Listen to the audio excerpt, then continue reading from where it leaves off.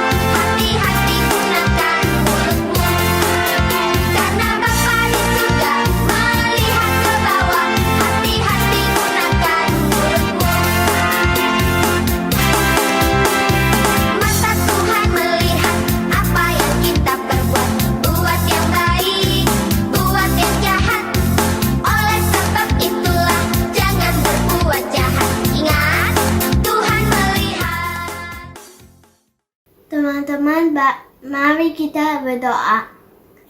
Tuhan Yesus, terima kasih untuk hari yang indah ini.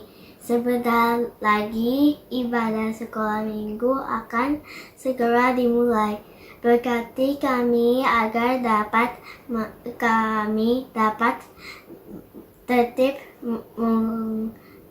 mengikuti ibadah hari ini. Berkati juga kakak-kakak guru sekolah minggu agar selalu sehat. Dan berkati juga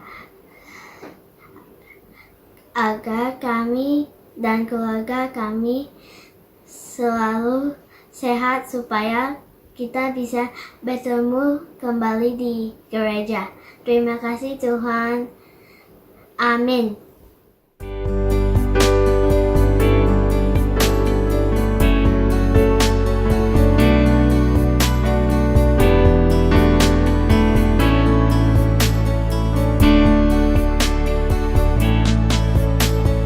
Allah di sini, sepasti udara segar yang kuhirup, dia sepasti fajar yang merekam setiap hari. Dengarkan doaku ya Allah yang hidup.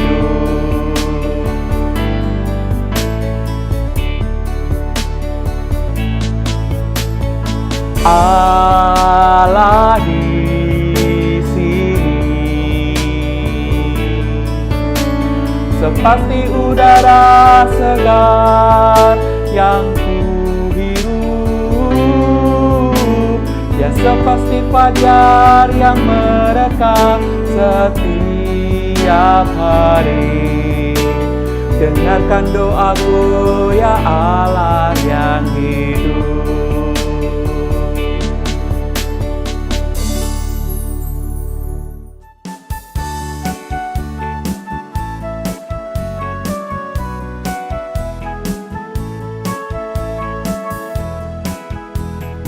Halo, halo, hello, hello, hola, hola. Apa kabarmu? Cu, cu, cu, cu. Halo, halo, hello, hello, hola, hola. Apa kabarmu? Semuanya senang, semua bersuka, sebab selalu ada Yesus. Jangan kamu sedih, jangan kamu susah, sebab Yesus besertamu. Halo, halo, hello, hello, hola, hola. Apa kabarmu? Cu, cu, cu, cu. Halo, halo, hello, hello, hola, hola. Apa kabarmu? Semuanya senang, semua bersuka, sebab selalu ada Yesus. Jangan kamu sedih, jangan kamu susah, sebab Yesus besertamu. Semuanya senang, semua bersuka, sebab selalu ada Yesus. Jangan kamu sedih, jangan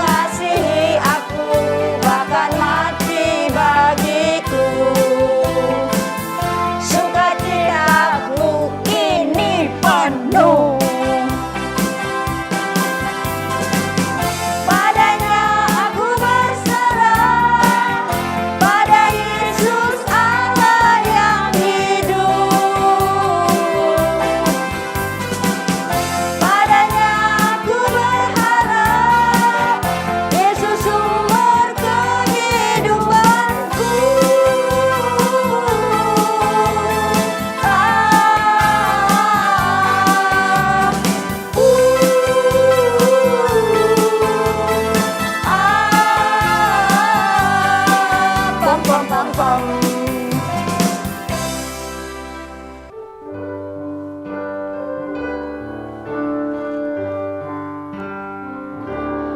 Ku mau mendengar firman Tuhan, hati dan telingaku siapkan. Berbicaralah ya Tuhan, aku siap mendengarkan.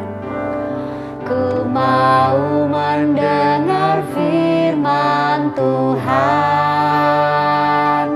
hati dan telingaku siapkan.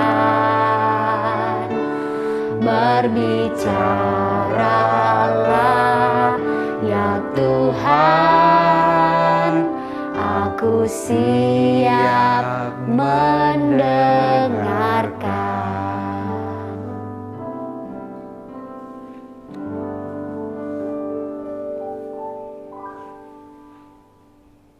Teman-teman, mari kita berdoa.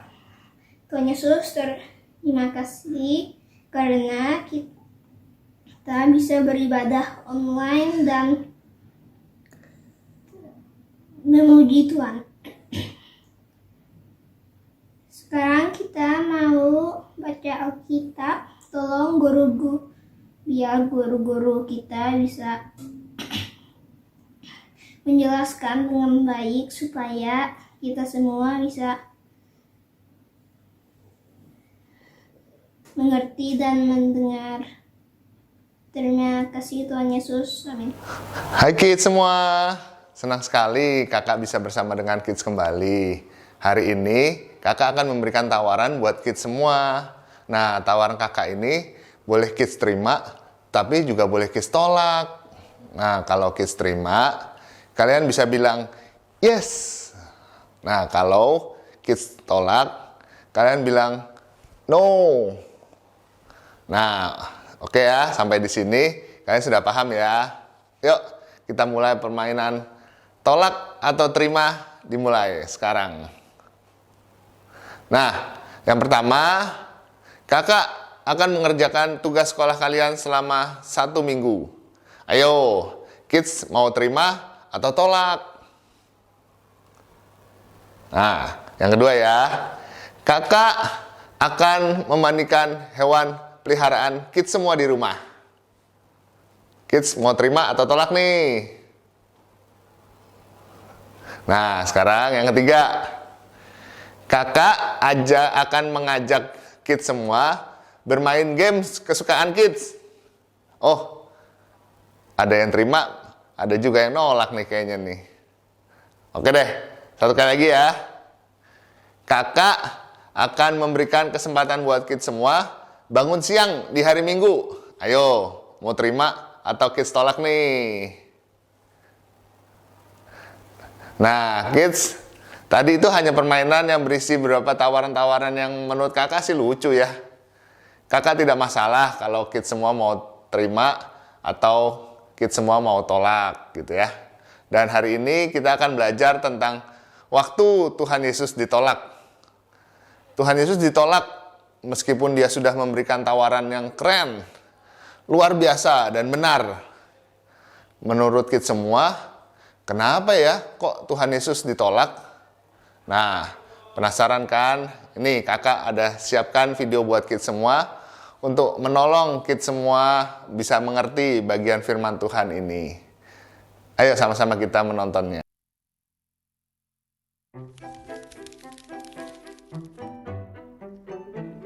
Yesus pergi ke kota Nazaret, kota di mana ia dibesarkan. Pada hari Sabat, Yesus pergi ke sinagoge untuk mengajar. Hari Sabat adalah hari untuk beristirahat. Pada hari Sabat, orang Yahudi berkumpul untuk beribadah. Sinagoge adalah bangunan khusus bagi orang Yahudi berkumpul untuk berdoa, beribadah, dan belajar tentang kitab suci. Yesus berdiri untuk membaca kitab suci. Dia membuka gulungan kitab Nabi Yesaya dan membaca. Roh Tuhan ada padaku. Dia telah memilihku untuk menceritakan kabar baik untuk orang miskin. Dia telah mengutusku untuk memberitahu tawanan bahwa mereka bebas, untuk memberitahu orang buta bahwa mereka dapat melihat, untuk membebaskan orang yang telah diperlakukan dengan buruk, dan untuk mengumumkan bahwa Tuhan memberikan bantuan kepada kita. Kemudian Yesus menggulung gulungan itu dan memberikannya kepada petugas, lalu duduk. Semua orang di sinagoga menatap pada Yesus. Yesus berkata, "Hari ini seperti kamu mendengarkan ketika aku membaca kata-kata ini, semuanya menjadi kenyataan." Orang-orang mengatakan hal-hal baik tentang Yesus dan mereka kagum kepadanya.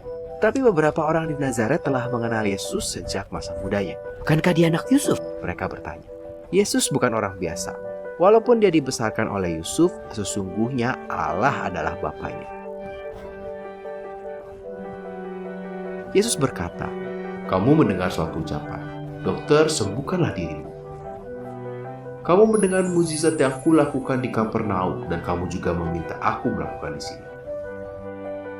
Yesus kemudian berkata, "Tapi tidak ada nabi yang diterima di kampung halamannya." Yesus mengingatkan mereka tentang Nabi Elia dan Elisa. Ketika ada kelaparan yang mengerikan di Israel dan tidak ada hujan turun selama 3,5 tahun, banyak janda di negara itu membutuhkan bantuan. Tetapi Nabi Elia justru tidak membantu para janda di Israel. Sebaliknya, Allah mengutus Elia membantu ke seorang janda di negeri yang lain. Saat Elisa menjadi nabi, banyak orang di Israel menderita kusta. Mereka ingin disembuhkan, tetapi Elisa tidak menyembuhkan mereka. Sebaliknya, dia menyembuhkan seorang pria bernama Naaman yang berasal dari Syria, negara yang membenci umat Tuhan. Mendengar kata-kata Yesus, orang-orang dalam sinagoga menjadi marah. Mereka memaksa Yesus keluar kota. Mereka ingin membuangnya dari tebing. Tapi Yesus berhasil melewati kerumunan dan melanjutkan pekerjaannya. Ratusan tahun sebelum Yesus lahir, Nabi Yesaya menulis tentang rencana Allah untuk mengutus seorang Mesias.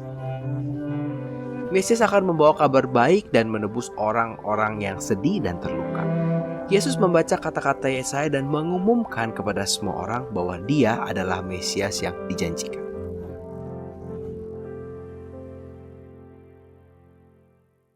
Nah, kids, bagian firman Tuhan tadi yang kita pelajari itu diambil dari Injil Lukas pasal yang keempat ayat yang ke-16 sampai 30. Injil Lukas pasal yang keempat ayat 16 sampai 30. Nanti jangan lupa ya, kids harus baca loh.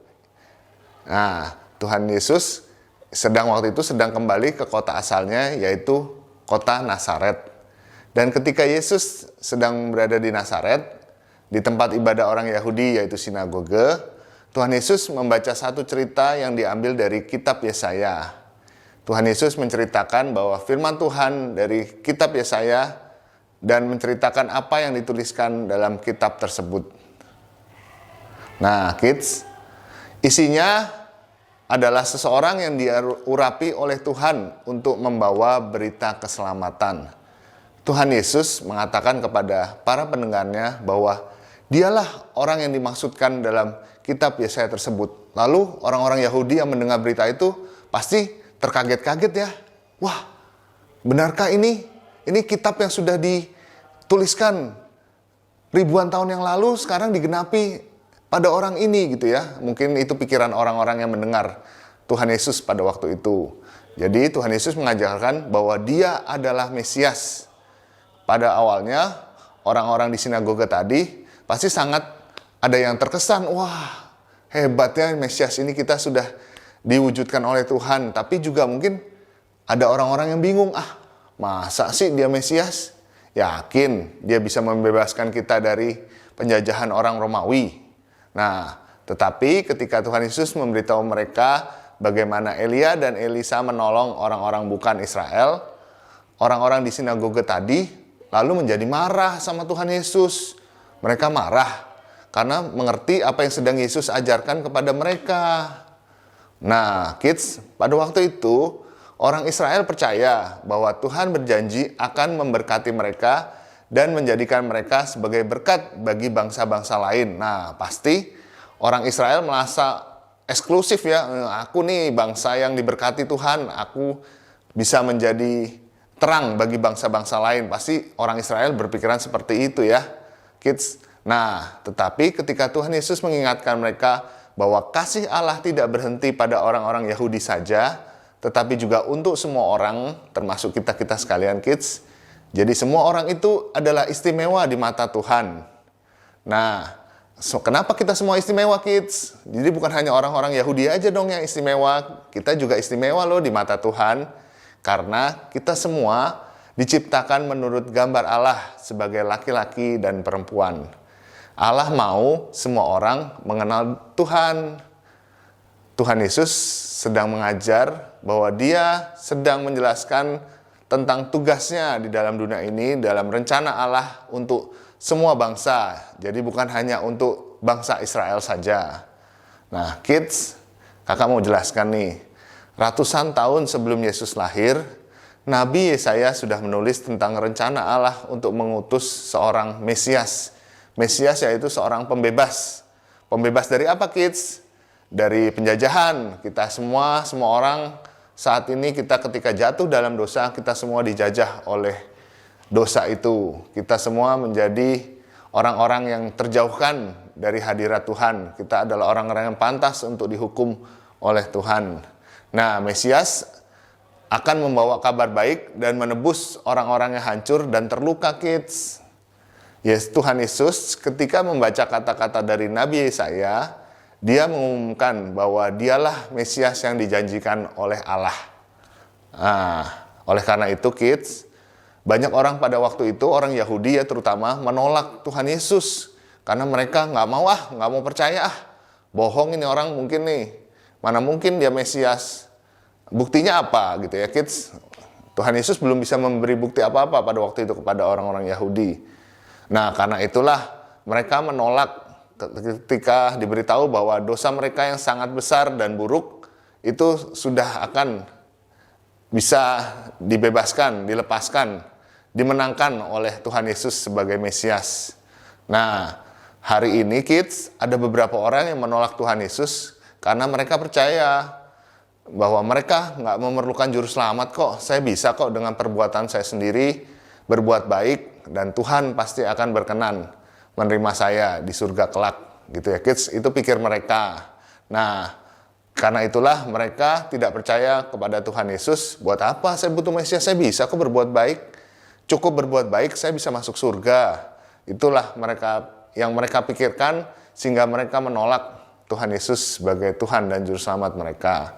Nah kids, oleh karena itu kids, kita diberi pilihan oleh Tuhan. Ya kids, bagaimana dengan kita semuanya kids? Nih kita sudah diberi pilihan oleh Tuhan. Kita sudah diberitahu bahwa kita adalah orang-orang berdosa dan kita membutuhkan Juru Selamat. Tetapi ada orang lain juga yang menganggapkan saya tidak butuh Juru Selamat. Saya bisa selamat dengan kelakuan baik saya sendiri. Nah Tuhan Yesus kids mengajarkan kita semua bahwa Tuhan Yesus adalah Mesias yang kita semua butuhkan untuk pengampunan dosa-dosa kita. Tuhan Yesus mengasihi kita semua, Tuhan Yesus juga mengasihi Kak David, dan Tuhan Yesus mau menyelamatkan kita semua dari dosa. Maukah kids percaya akan hal ini? Nah kids, ayo kita sama-sama belajar untuk selalu percaya kepada Tuhan Yesus, menyerahkan diri kepadanya, tetapi juga tidak lupa bahwa kita juga sebagai anak-anak Tuhan juga punya tugas loh kids. Tugasnya apa Kak David? Nah, tugas kita adalah bukan saja bisa membuat orang lain percaya kepada Tuhan, tetapi kita bisa memberitahu mereka tentang kabar baik agar mereka juga bisa percaya dan diselamatkan dalam nama Tuhan Yesus. Are you ready kids? Yuk kita berdoa minta kekuatan sama Tuhan. Tuhan Yesus, terima kasih karena Tuhan memberikan kepada kami keselamatan bukan dengan syarat kami harus melakukan ini dan itu, tetapi Tuhan melakukannya secara cuma-cuma. Tugas kami hanya percaya kepada Tuhan dan Tuhan yang menyelamatkan kami karena iman kami kepada Tuhan. Terima kasih Tuhan untuk karya keselamatan yang sudah Tuhan lakukan dengan sempurna di dalam kematian Tuhan di kayu salib, kebangkitan dan kehidupan Tuhan Yesus selamanya di surga untuk kami sekalian. Dan tolong beri kami kekuatan untuk kami tetap terus dapat menjadi saksi-saksi Tuhan yang dapat menolong orang lain, menyebarkan berita itu kepada orang-orang di sekitar kami yang belum percaya, agar mereka pun juga boleh menjadi orang-orang yang memperoleh iman itu kepada Tuhan dan mau menerima Engkau ya Tuhan Yesus sebagai Tuhan dan Juru Selamat mereka. Oleh pertolongan Roh Kudus, hati mereka dilembutkan dan hidup mereka pun dimenangkan bagi Tuhan.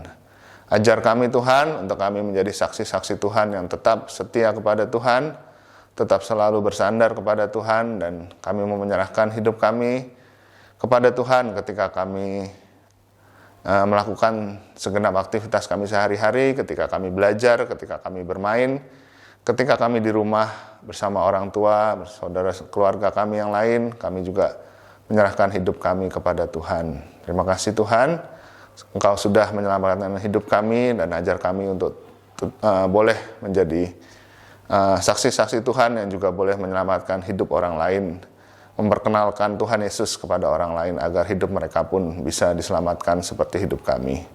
Hanya di dalam nama Tuhan Yesus Kristus kami berdoa. Haleluya. Amin. Nah, kids, hari ini kita sama-sama telah beribadah online. Kali ini kita akan menyelesaikannya dan Kak Heri akan mengajak kita semua menutupnya dalam doa. Ayo kita berdoa. Terima kasih Tuhan, hari ini kami boleh bersama-sama beribadah. Terima kasih kami diberi kesempatan untuk memuji Tuhan, mendengarkan firman Tuhan, dan Tuhan tolong kami supaya kami dapat melakukan firman Tuhan itu dalam hidup kami.